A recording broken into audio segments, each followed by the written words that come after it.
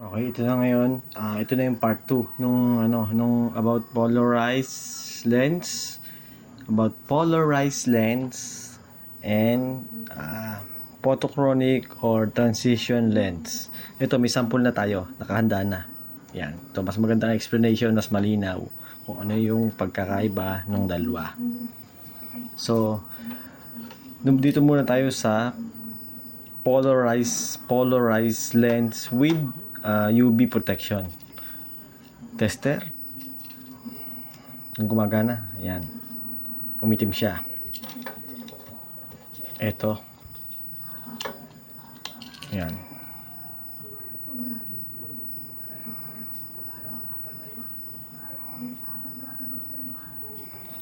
hindi tumalab, kita nyo, yan. Ibig sabihin polarized siya na may UV protection na rin siya. May UV protection na rin siya, both o radiation o Blu-ray protection meron din. Ngayon, pakita naman natin dito sa ito. Tingnan mo, wala. Ngayon, pagka tinignan mo yan dyan,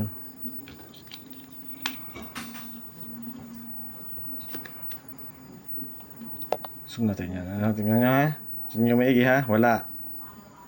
Yun, kita nyo?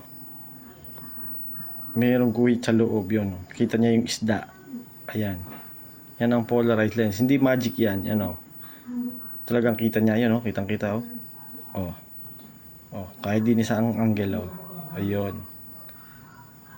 Kita nyo yung isda yan. Ito yung polarized lens na sinasabi ko sa inyo na depende sa paggagamitan. Bale, itong polarized lens na ito ay Tatak Leopard. Original siya na Leopard, mas mahal to. Kasi ito ginagamit namin sa mga sports at saka yung sa mga airbase, lalo na pag mga lumilipad or nasa ere, sa bundok, sa dagat, yan. Kasi yung mga hindi nakikitang pagka nasa dagat, mga isda, kakita mo yung nasa ilalim ng tubig kung may isda o wala. Ito. Part 2 polarized lens. Ito naman, lang to, transition lens lang. Pero mas gamitin ko to kasi day and night nagagamit ko siya. May UV protection to kahit simple lang. Tingnan mo, umiitim yan, umiitim. Tingnan mo, ilawan natin. Yan, nagpapalit siya ng kulay. Umitim ang dulo. Kita nyo, umitim. Kasi day and night yan.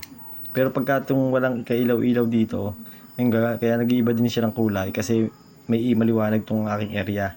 Kaya medyo maitim-itim dark siya. Pero pagka as in wala siyang masasagap na radiation, kulay white lang talaga siya. Ito, hindi naman niya kayang gawin itong polarized. Kasi ito, kahit ganyanin mo, hindi nakikita hindi kasi siya polarized. Kahit pa siya mag-itim, hindi niya makita yung isda. Wala. Ito ay UV protection lang na pakita din natin na may UV protection din siya. Kahit transparent siya, yan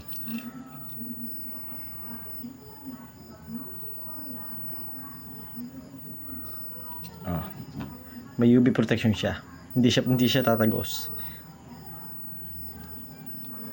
Wala. Hindi siya tumagos.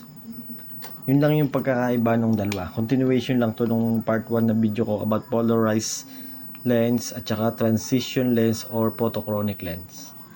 Yun lang. Kasi wala pa tayong sample noon. Doon sa first video ko wala pa akong sample. Ngayon meron na. Ito yung pang testing ng polarized lens, kung original or hindi.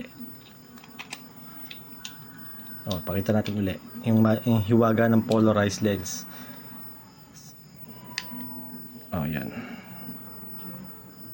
Yan wala. Yun, kita mo yung isda.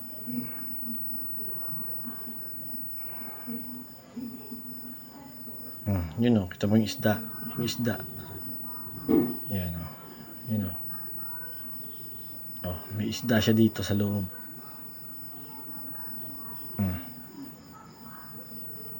Yan. Okay na. Salamat po sa panonood. At Merry Christmas to all. This is Guyam signing out.